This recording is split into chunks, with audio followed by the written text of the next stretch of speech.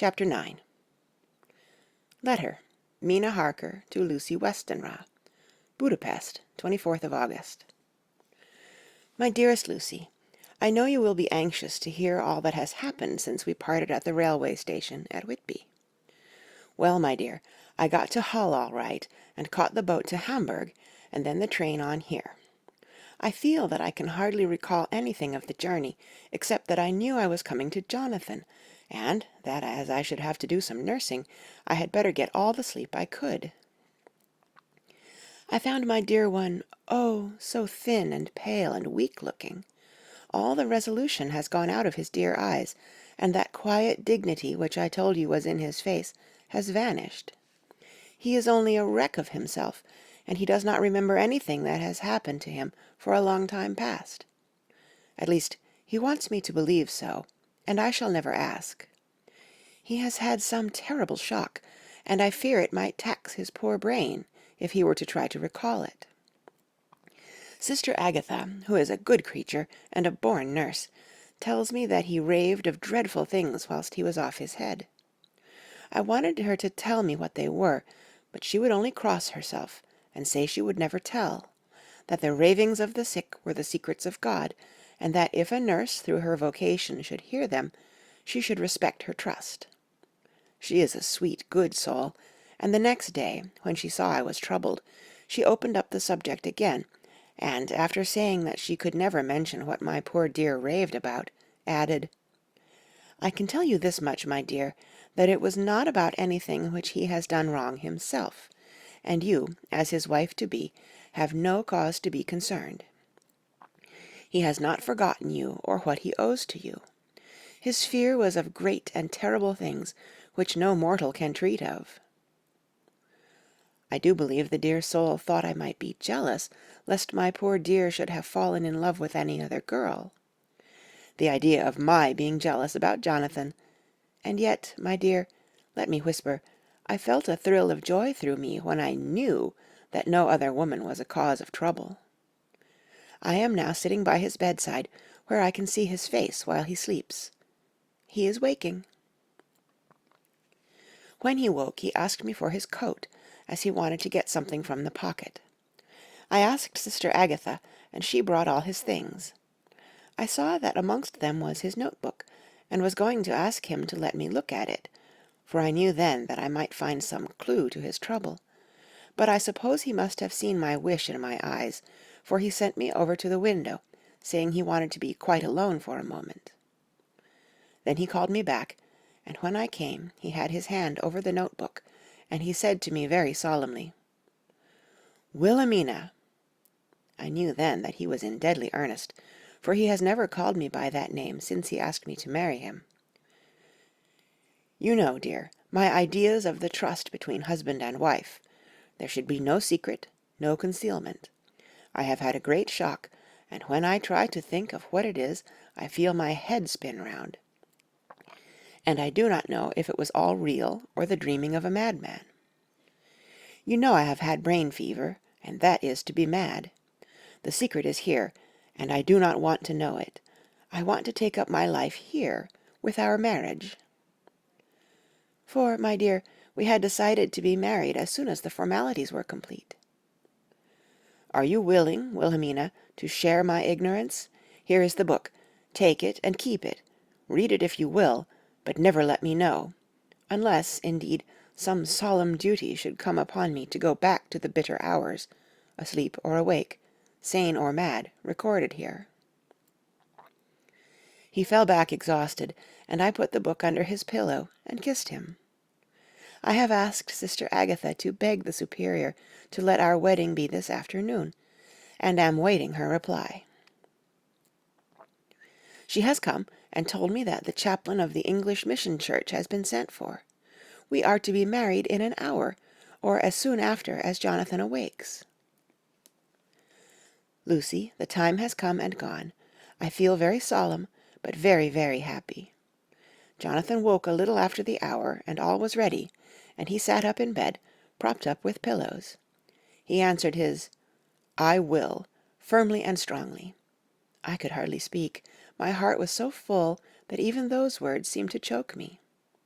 The dear sisters were so kind. Please God, I shall never, never forget them, nor the grave and sweet responsibilities I have taken upon me.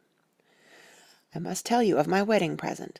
When the chaplain and the sisters had left me alone with my husband— oh, Lucy, it is the first time I have written the words, my husband— left me alone with my husband, I took the book from under his pillow and wrapped it up in white paper and tied it with a little bit of pale blue ribbon which was round my neck, and sealed it over the knot with sealing wax, and for my seal I used my wedding ring. Then I kissed it and showed it to my husband, and told him that I would keep it so, and then it would be an outward and visible sign for us all our lives that we trusted each other, that I would never open it unless it were for his own dear sake, or for the sake of some stern duty. Then he took my hand in his, and, oh, Lucy, it was the first time he took his wife's hand, and said that it was the dearest thing in all the wide world, and that he would go through all the past again to win it, if need be. The poor dear meant to have said a part of the past, but he cannot think of time yet, and I shall not wonder if at first he mixes up not only the month, but the year. Well, my dear, what could I say? I could only tell him that I was the happiest woman in all the wide world, and that I had nothing to give him except myself, my life, and my trust, and that with these went my love and duty for all the days of my life. And, my dear, when he kissed me and drew me to him with his poor weak hands, it was like a very solemn pledge between us. Lucy, dear, do you know why I tell you all this? It is not only because it is all sweet to me, but because you have been, and are, very dear to me. It was my privilege to be your friend and guide when you came from the schoolroom to prepare for the world of life. I want you to see now, and with the eyes of a very happy wife, whither duty has led me, so that in your own married life you too may be all happy as I am. My dear, please Almighty God, your life may be all it promises, a long day of sunshine, with no harsh wind, no forgetting duty, no distrust. I must not wish you no pain, for that can never be, but I do hope you will be always as happy as I am now. Good-bye, my dear. I shall post this at once, and perhaps write you very soon again. I must stop, for Jonathan is waking. I must attend to my husband. Your ever-loving Mina Harker. Letter, Lucy Westenra to Mina Harker. Whitby, 30th of August.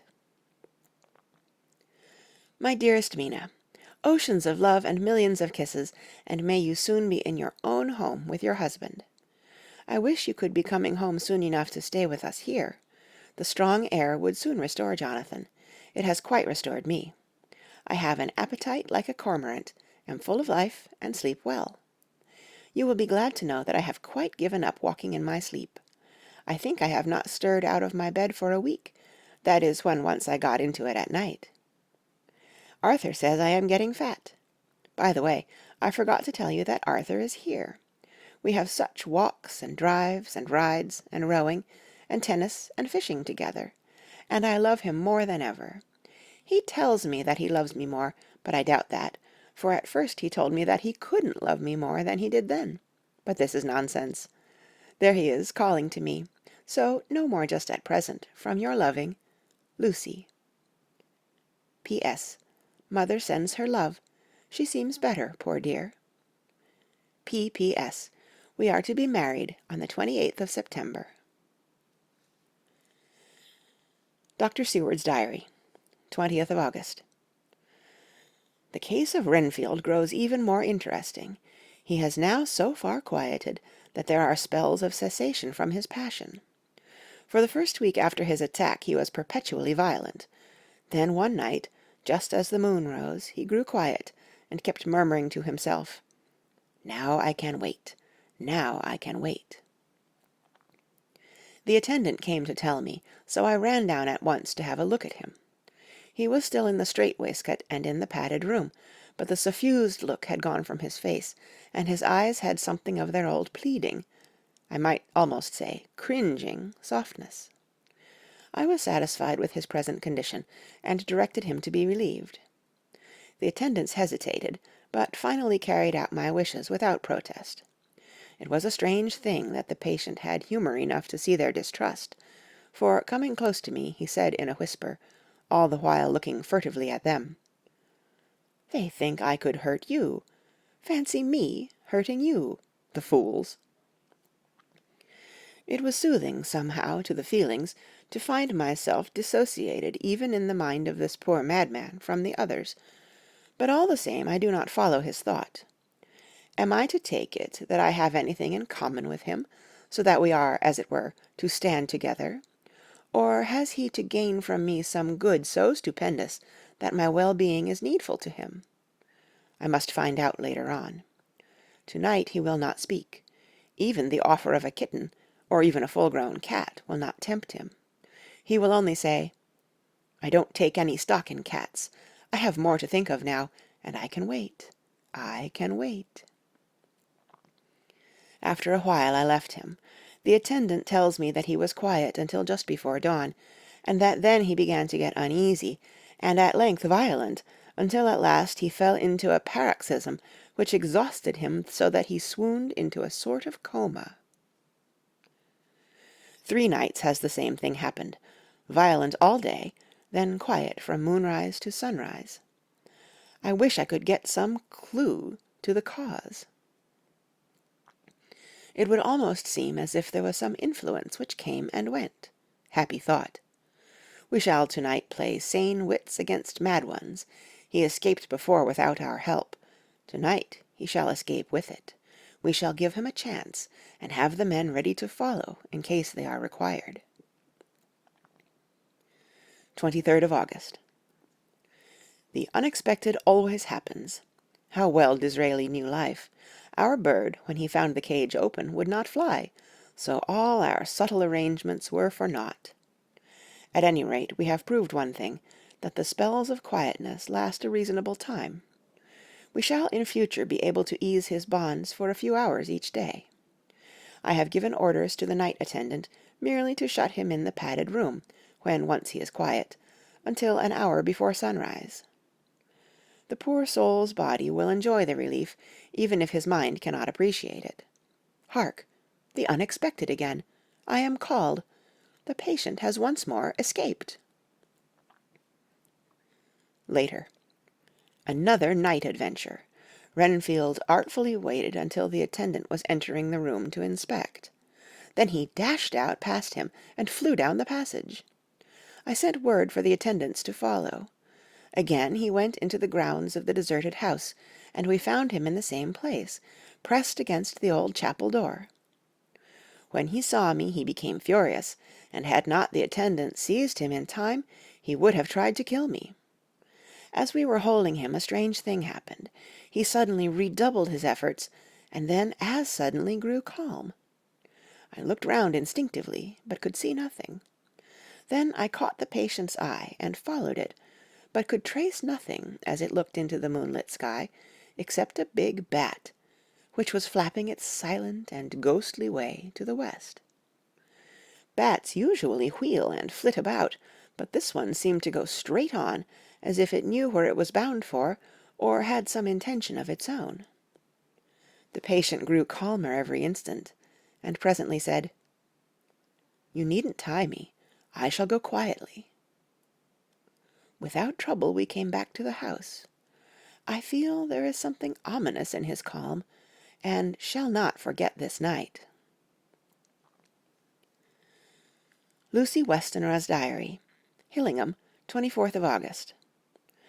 I must imitate Mina and keep writing things down. Then we can have long talks when we do meet. I wonder when it will be. I wish she were with me again, for I feel so unhappy. Last night I seemed to be dreaming again, just as I was at Whitby. Perhaps it is the change of air, or getting home again. It is all dark and horrid to me, for I can remember nothing, but I am full of vague fear, and I feel so weak and worn out. When Arthur came to lunch, he looked quite grieved when he saw me, and I hadn't the spirit to try to be cheerful. I wonder if I could sleep in Mother's room tonight. I shall make an excuse, and try. 25th of August. Another bad night. Mother did not seem to take to my proposal. She seems not too well herself, and doubtless she fears to worry me. I tried to keep awake, and succeeded for a while, but when the clock struck 12 it waked me from a doze, so I must have been falling asleep.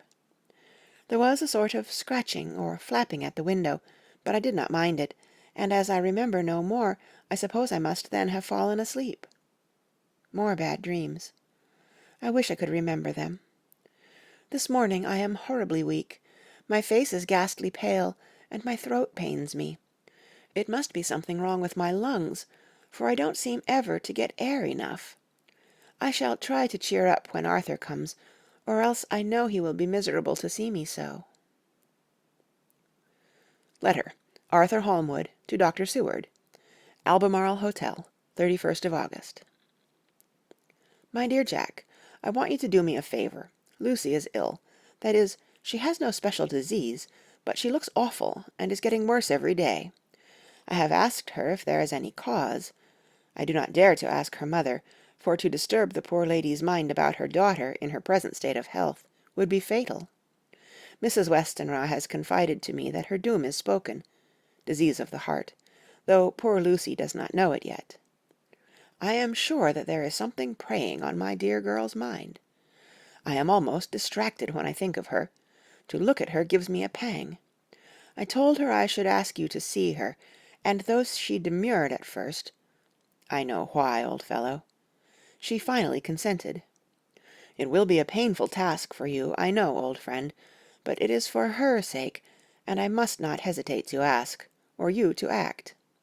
You are to come to lunch at Hillingham tomorrow, 2 o'clock, so as not to arouse any suspicion in Mrs. Westenra, and after lunch Lucy will take an opportunity of being alone with you. I shall come in for tea, and we can go away together. I am filled with anxiety, and want to consult with you alone as soon as I can after you have seen her. Do not fail. Arthur. Telegram, Arthur Holmwood, to Seward, 1st of September. Am summoned to see my father, who is worse. Am writing. Write me fully by to-night's post to ring. Wire me if necessary. Letter from Dr. Seward to Arthur Holmwood, 2nd of September. My dear old fellow, with regard to Miss Westenra's health, I hasten to let you know at once that in my opinion there is not any functional disturbance or any malady that I know of.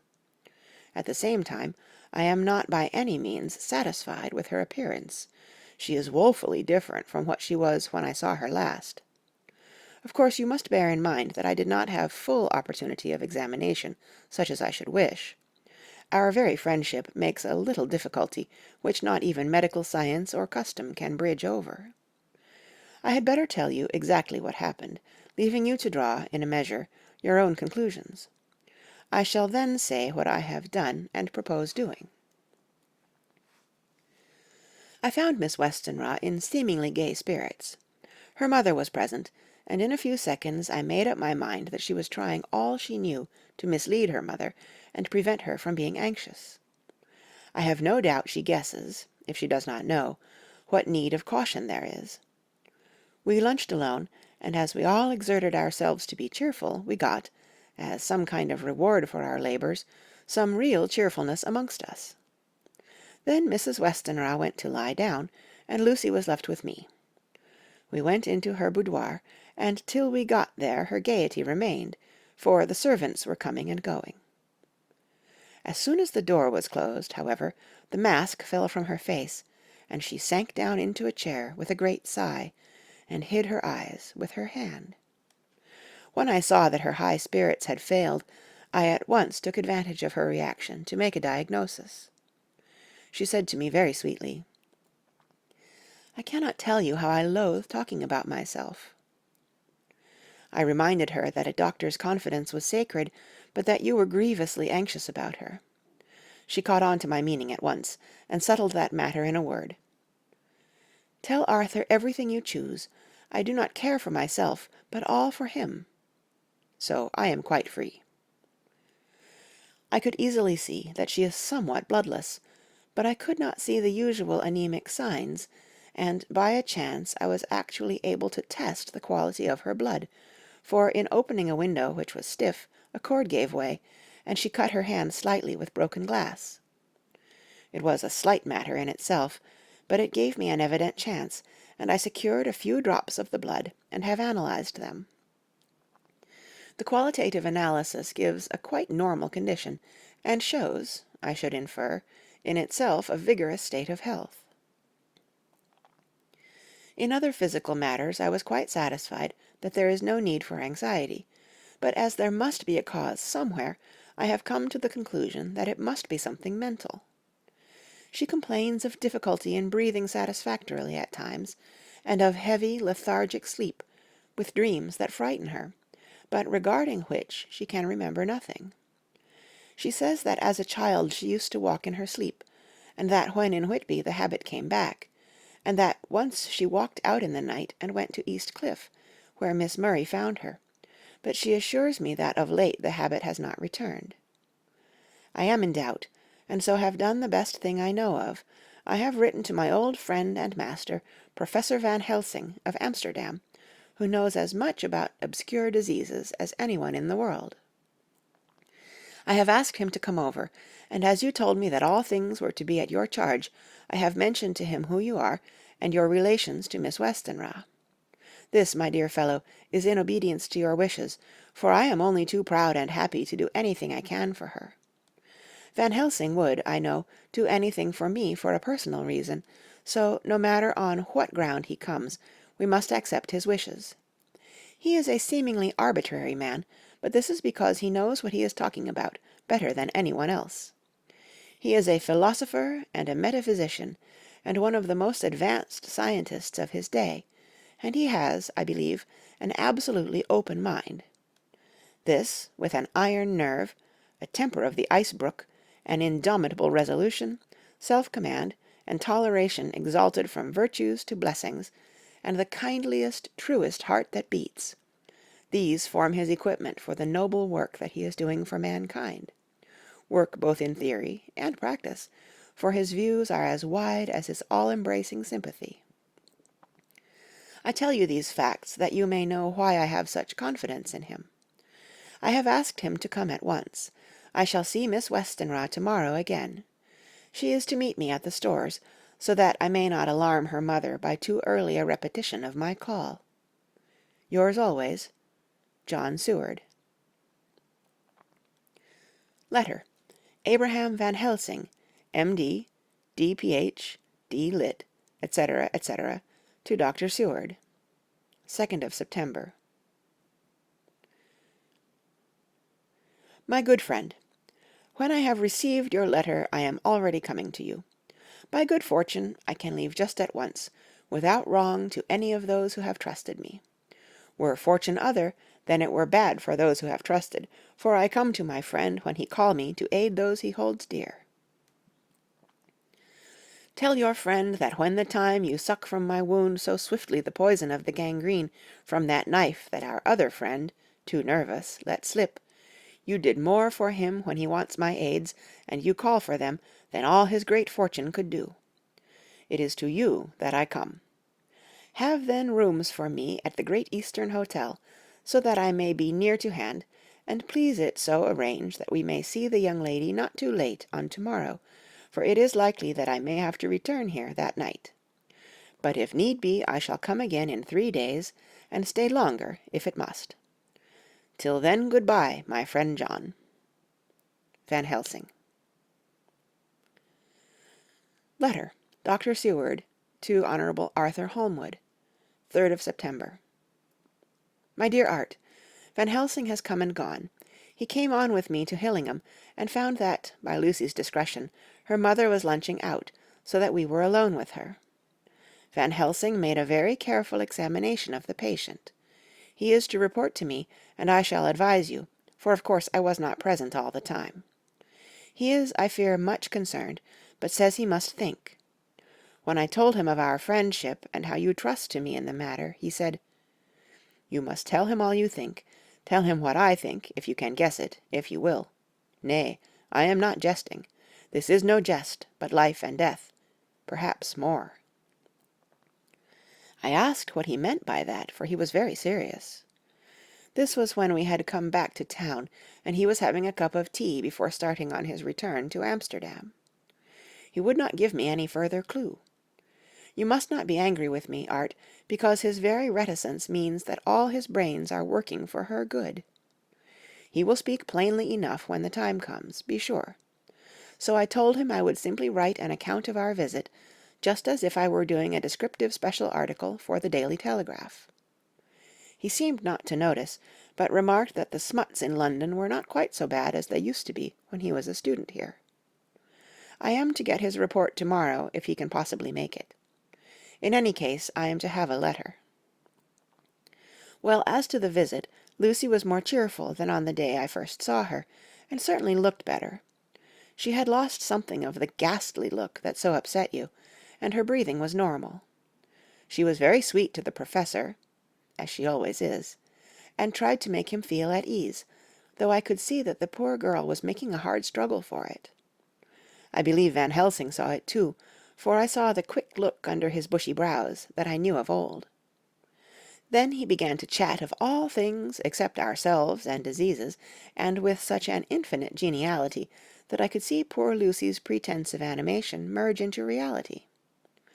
Then, without any seeming change, he brought the conversation gently round to his visit, and suavely said, "My dear young miss, I have the so great pleasure because you are so much beloved. That is much, my dear, ever were there that which I do not see. They told me you were down in the spirit, and that you were of a ghastly pale. To them I say, Poof!" And he snapped his fingers at me and went on. "But you and I shall show them how wrong they are. How can he," and he pointed at me with the same look and gesture as that with which once he pointed me out to his class, on, or rather after, a particular occasion which he never fails to remind me of, "know anything of young ladies? He has his madams to play with, and to bring them back to happiness, and to those that love them. It is much to do, and oh, there are rewards, in that we can bestow such happiness. But the young ladies, he has no wife nor daughter, and the young do not tell themselves to the young, but to the old, like me, who have known so many sorrows and the causes of them. So, my dear, we will send him away to smoke the cigarette in the garden, whilst you and I have a little talk all to ourselves." I took the hint and strolled about, and presently the professor came to the window and called me in. He looked grave, but said, "I have made careful examination, but there is no functional cause. With you I agree that there has been much blood lost. It has been, but is not. But the conditions of her are in no way anemic. I have asked her to send me her maid, that I may ask just one or two questions, that so I may not chance to miss nothing. I know well what she will say, and yet there is cause. There is always cause for everything. I must go back home and think. You must send to me the telegram every day, and if there be cause I shall come again. The disease, for not to be all well is a disease, interest me, and the sweet young dear, she interest me too. She charm me, and for her, if not for you or disease, I come."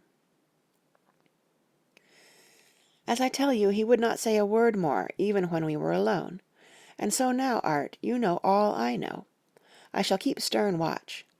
I trust your poor father is rallying.